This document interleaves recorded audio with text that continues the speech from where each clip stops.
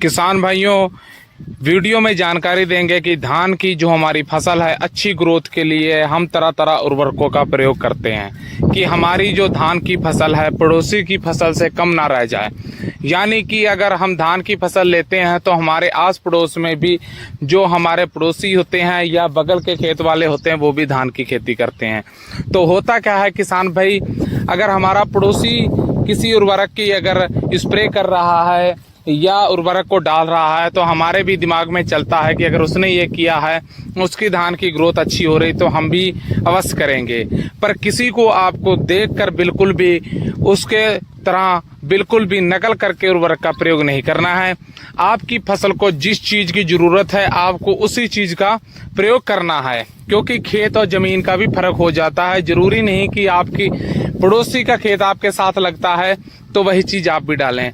तो किसान भाइयों, इस वीडियो में आपको जानकारी देंगे कि आपको हमने वीडियो में पहले भी जानकारी दी है कि धान की अच्छी ग्रोथ के लिए ग्रोथ प्रमोटरों के बारे में हम बताते हैं। तो हमने आपको सागरिका के बारे में जानकारी दे रखी कि आप सागरिका जो दानेदार है उसको यूरिया में मिला के कैसे कैसे डालना है। हम आपको सागरिका की स्प्रे के बारे में बताएंगे कि आपको सागरिका की जो स्प्रे है वो अपनी फसल में करनी है और कब करनी है, कितनी मात्रा में करनी है और किस चीज के साथ मिलाकर आपको सागरिका की स्प्रे करनी है। आज हम दानेदार सागरिका की बात नहीं करेंगे, हम बात करेंगे सागरिका जो तरल आती है उसकी आपको स्प्रे करनी है। किसान भाइयों, होता क्या है कि हमारी जब धान की फसल तकरीबन 15 से 20 दिन की हो जाती है, इस समय पे हम किसी भी ग्रोथ प्रमोटर का प्रयोग कर सकते हैं। पर हम यहाँ पे आपको सागरिका के बारे में जानकारी देंगे। आप तरल सागरिका यानी लिक्विड जो सागरिका उसका यहाँ पे प्रयोग कर सकते हैं। अगर आपने दानेदार सागरिका का प्रयोग किया तो फिर जरूरत नहीं। अगर आप दानेदार का नहीं कर रहे हैं तो आप सुविधा अनुसार अपने जो लिक्विड तरल सागरिका उसका प्रयोग कर सकते हैं। सागरिका का आप 2 बार प्रयोग कर सकते हैं, शुरुआती दौर 15 से 20 दिन में और दूसरी बार आप 40 दिन की जब धान की फसल हो जाए 35 से 40 दिन में तब आप कर सकते हैं। इससे अच्छा कल्लों का फुटाव होता, अच्छी ग्रोथ होती है और अच्छे कल्ले निकलते हैं। पौधा भले ऊपर जाके ना बढ़े, अगर कल्ला नीचे से निकलता है तो बाद में पौधा भी अच्छी हाइट दे देता है, अच्छा बढ़ता है और हम अच्छी उपज ले लेते हैं। तो किसान भाइयों, सागरिका की बात करते हैं तो आपको बताएं कि आपको सागरिका जो तरल सागरिका आती है उसकी स्प्रे करनी है। आपको इसकी मात्रा कितनी लेनी है किसान भाइयों, आपको 250 ml प्रति एकड़ के हिसाब से आपको सागरिका लेनी है।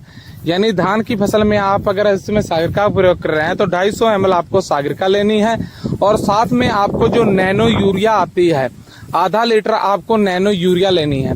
सागरिका 250 ml और प्लस आधा लीटर नैनो यूरिया, इन दोनों को मिलाकर आपको 150 से 200 लीटर पानी में आप मिला के इन दोनों की आप स्प्रे कर दें। इन दोनों की आप स्प्रे करेंगे प्रति एकड़ के हिसाब से तो आपको बहुत ही बेहद अच्छा रिजल्ट देखने को मिलेगा।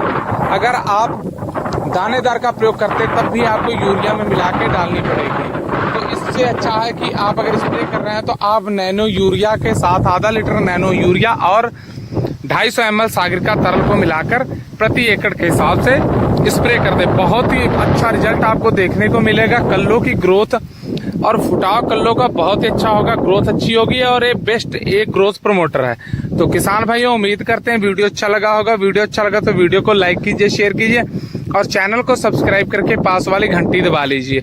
धन्यवाद।